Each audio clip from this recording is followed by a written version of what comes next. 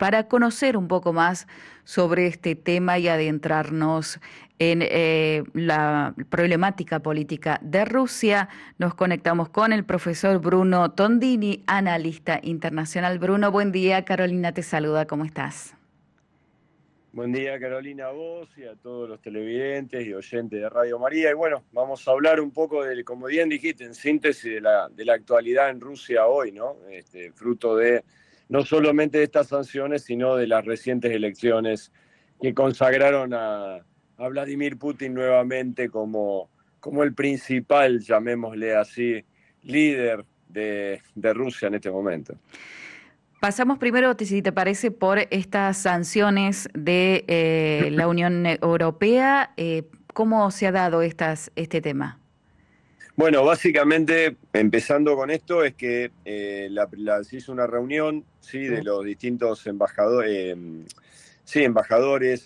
ante la Unión Europea de cada uno de los países, ministros de Relaciones Exteriores de cada uno de los estados, y básicamente en lo que está pasando con Ucrania se llegó a dos resoluciones concretas. La primera, la que señalabas, sí, que es sancionar a una treintena de personas a las cuales se las vincula con toda esta situación, sí, que vos señalabas de la muerte de este líder opositor ruso, y las consecuencias son que no van a poder ingresar a la Unión Europea, y además se le congelan los fondos que tal vez es lo más importante, Sí. que se encuentran depositados en la región, llamémosle así. Y la otra es la creación de un fondo de 5.000 millones de euros para apoyar a Ucrania, ¿sí? Un nuevo fondo para acompañar el despliegue bélico que está haciendo Ucrania, y además también seguir con los procesos de formación de soldados ucranianos que se encargan en su instrucción los distintos ejércitos europeos. Entonces, ante esta situación, lo que nos queda claro es que la Unión Europea, más allá de lo que decida Estados Unidos, y de hecho su alto comisario o alto responsable para las relaciones exteriores de la Unión Europea, Josep Borrell, ha señalado claramente que es una política europea, va más allá de lo que decían el resto del mundo occidental, Claro. y bueno, apoyar a Ucrania en este sentido. Es muy significativa esta decisión, ¿no? De apoyar directamente a Ucrania. Sí, es clarísima. En este caso, o sea, va más allá de lo que decidan, porque bueno, justamente está la tormenta en Estados Unidos de quién va a ser el futuro presidente y demás, y si va a seguir apoyando o no. El tema de Trump ahí es un tema complicado. Uh-huh. Bueno, entonces, bueno, la Unión Europea decidió dar manos a la obra, como diría un dibujito animado, Sí. y bueno, y tomar la decisión de por primera vez centrarse geopolíticamente en la región y decir, bueno, yo me encargo de mi seguridad, acompaño a la OTAN, cuidado, obviamente que siguen todos dentro de la OTAN y demás, Sí. pero aquella idea de principios de los 90 de la política exterior y de seguridad común, que incluso estuvo en un tratado internacional firmado en la Unión Europea, parece que hay un nuevo revival de esto, y la Unión Europea se va a hacer fuerte. Además hay que destacar que tiene un poco más de un tercio del gasto militar que tiene Estados Unidos en su conjunto, ¿no? Entonces es un posicionamiento geopolítico de Europa al cual vamos a tener que empezar a ver en los próximos tiempos. Igualmente lo que decías recién, para el posicionamiento de Estados Unidos va a haber que esperar, ¿no? Y yo creo que va a haber un impasse ahí, seguramente va a haber algún acompañamiento económico, que es lo que se está discutiendo en el Congreso norteamericano, pero a la luz de lo que pueda ocurrir y lo difícil que la tiene, Biden en las próximas elecciones, sí, es como que van a ir semblanteando a la opinión pública. La Unión Europea no, la Unión Europea ha tomado claramente su posición, es más, ha condenado, llamémosle así, la elección como Unión Europea de reciente de Rusia, que bueno, por 87% le dio el poder a Putin.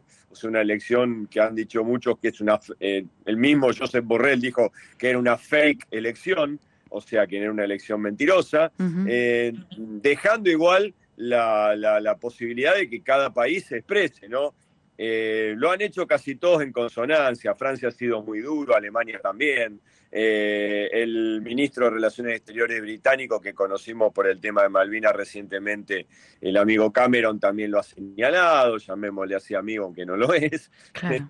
Tal vez un atisbo diferente ha ocurrido en Italia, que la posición de la Cancillería italiana ha sido de condena, y el vicepresidente Salvini, que ha estado en algún momento cercano al poder económico ruso, ha dicho que hay que respetar las elecciones porque el pueblo debe respetarse su voluntad, pero bueno, más allá de todo le han claramente marcado la cancha, y el ministro de Relaciones Exteriores le retrucó, como en términos nuestros, le dijo, no, acá la posición de Italia es la de la Cancillería, usted diga lo que quiera.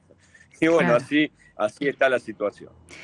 Un poco hablando sobre las elecciones en Rusia y justamente primero que Putin reconoció su victoria electoral en medio de los festejos por los 10 años de la reanexión de Crimea, y allí se dio un acto que en el escenario subieron todos, en este caso los candidatos opositores, tratando de dar una imagen de unidad, ¿no?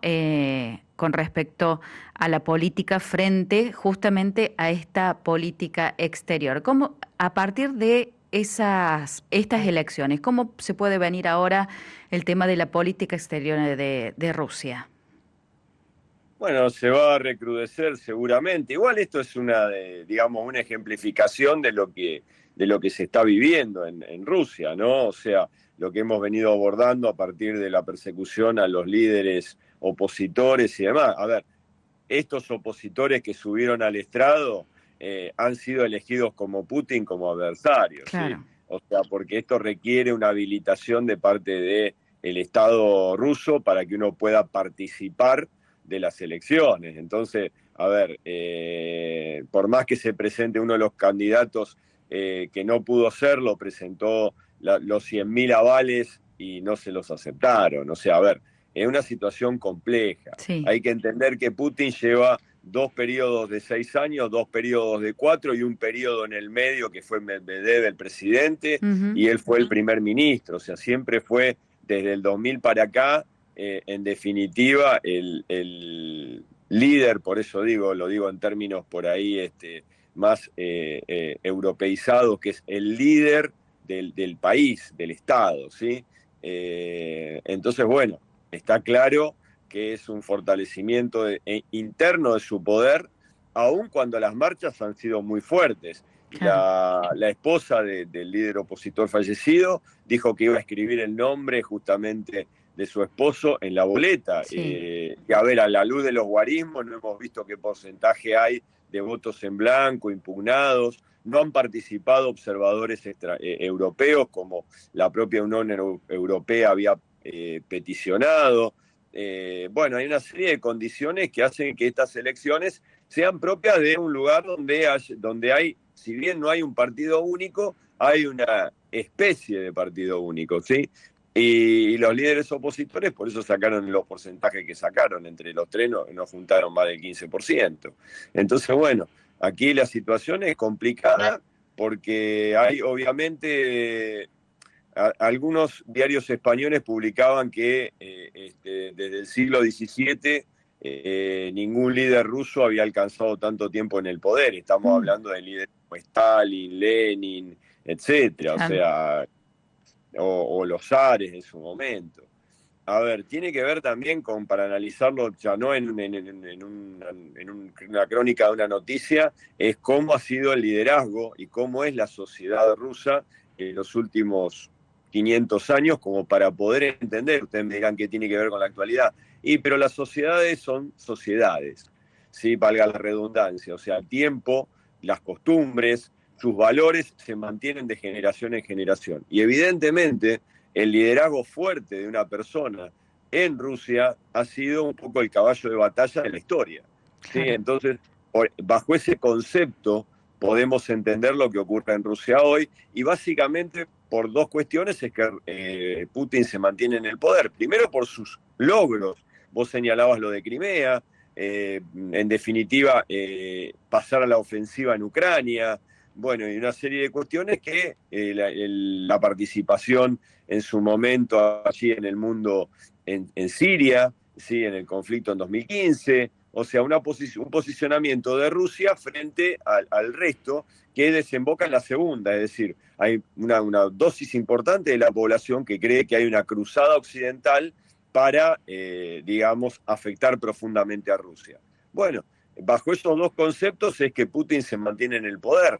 Y además agregábamos esta tercera que tiene que ver con condicionamientos de carácter cultural. Entonces, bueno, el tema es cómo en esta situación de esta Belle Époque que terminó y que ahora estamos, ayer lo decía en el claustro universitario, esta Male Époque que estamos viviendo, ¿sí? Profundamente violenta, con cataclismos desde el punto de vista natural, lo ha dicho el Santo Padre, no le vamos a poder ganar a la naturaleza, lo estamos viviendo hoy en nuestro país, espero que funcione o que estén de la mejor manera nuestros amigos de Radio María por las lluvias, y bueno, son las constantes en que en el mundo van a tener que desarrollarse en los próximos 10 años, con hambrunas importantes y demás, que bueno, han sido todos los temas que hemos hablado, pero bueno, esperemos que el mundo se reorganice nuevamente y afronte los problemas globales que tiene.